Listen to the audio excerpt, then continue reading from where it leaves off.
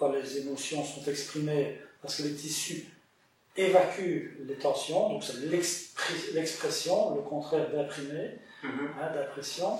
Et alors là, après, le patient verbalise alors ce qui lui revient en mémoire et qui est en train d'exulter, de sortir. Voilà, ça c'est l'idéal, c'est quand on laisse le patient trouver lui-même l'événement ou l'émotion. Maintenant, il ne faut pas toujours qu'il retrouve l'événement qui s'est impacté au moment où ça s'est impacté. Comme je dis toujours, le but, c'est pas de voir ce qu'il y a dans le tiroir, puis de refermer. Moi, ce que je fais, c'est on ouvre le tiroir, on vide le tiroir, on remet le tiroir. L'important, c'est de vider le sac émotionnel. Peu importe ce qu'il y a dedans. Voilà. Donc, j'ai en mémoire un exemple tellement criant d'une patiente qui se marie, et puis quand elle est enceinte, elle commence à avoir peur, et puis quand son bébé naît, c'est une fille, elle empêche son mari de laver le bébé, de s'occuper de l'enfant. Mais tout le temps. Le mari dit, attends, elle pleure, je vais la changer. Non, non, non, non, non, non, non. Elle se lève, même si elle fait la vaisselle, elle laisse tomber tout, elle va s'occuper du bébé, elle le change, prendre le bain. Le mari n'a jamais pris le bain à sa fille, et puis au bout de 2-3 ans, le mari en a eu marre, c'était bagarre, tout le temps, parce qu'elle était tout le temps à l'affût, s'il s'approchait, mais elle ne savait pas pourquoi. Et puis elle a divorcé, enfin le mari a divorcé, il en a eu marre, d'être toujours comme ça, surveillé, puis il ne pouvait jamais s'occuper de sa fille, et la mère était là, toi, non, touche pas, c'est moi qui m'occupe. Enfin, c'était assez agressif à la fin. Donc ils se sont séparés, et puis elle est venue un jour parce qu'elle a mal à la nuque. Et puis on est tombé sur la vertèbre au niveau lombaire, la troisième lombaire qui est la vertèbre de la trahison, et puis sur L2 qui est l'humiliation. L'humiliation, quand on est violé, on est humilié dans son corps, mais elle sent un peu mal. Et puis je dis voilà, ok, et puis on a fait la somato, et pendant le traitement, je dis bon, l'humiliation ça dit quelque chose, donc elle a commencé à pleurer. Et elle s'est dit maintenant je sais, j'ai compris. Elle dit, j'ai été violée par mon tuteur quand j'avais 7 ans. Et elle revoit la scène sur la table. Bon, voilà. Alors, je lui dis, vous avez compris pourquoi vous ne vouliez pas que votre mari prenne le bain à votre enfant?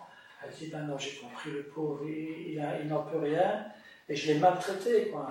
Et pour sauver un enfant, sans savoir pourquoi je le faisais, mais à outrance, quoi.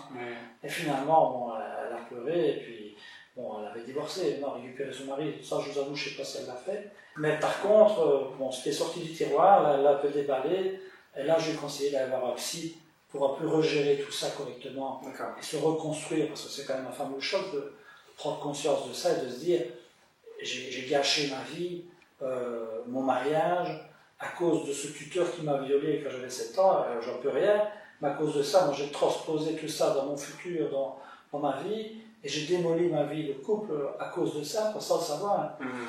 Le fait de faire ressortir des émotions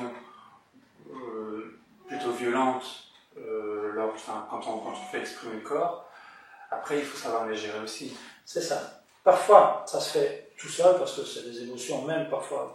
Ça dépend de l'individu, ça dépend de ce qui sort, ça dépend de la façon dont ça sort. Bon, là, plus ou moins, on sait plus ou moins juger. Souvent, on regarde un psy, mais pas toujours. Parfois, les gens disent « Ah, je me sens bien, non, j'ai compris, c'est sorti. » Ils se sentent beaucoup mieux, et ils vous disent « Des mois après, j'ai changé ma vie, j'ai trouvé un nouveau boulot, j'ai changé de boulot, je me sens bien, j'ai acheté une maison, j'ai vendu l'autre. » C'est des trucs, parfois, c'est des transformations en peu de temps, mais magnifiques, quoi. Donc, c'est génial, quoi. Maintenant, parfois, c'est tellement lourd et dur que là, il faut y aller avec des pinces à épiler, avec des pincettes. C'est un jeu de Mikado dans ce moment-là, donc on a sorti ce qui est dans le tiroir, on met le tiroir, c'est propre, le sac à dos, ça va, mais il y a quand même tout un accompagnement qui doit se faire par un professionnel. Parce que la cause, finalement, la cause du nœud n'est toujours pas repartie. La cause du nœud est repartie physiquement, donc dans les tissus. Mais elle est encore là dans la tête. Mais elle est toujours encore un peu dans le cortex. Vous avez d'une part, vous avez les sensations, mais les sensations, elles sont après transformées ou construites dans le cortex, qui lui va créer un sentiment. Et puis ce sentiment, bon, il faut déconstruire. Donc on a enlevé la racine, mais il faut quand même aussi veiller à enlever la bulle, même si c'est fictif, c'est quand même quelque chose qu'il faut décomposer et reconstruire. D'accord.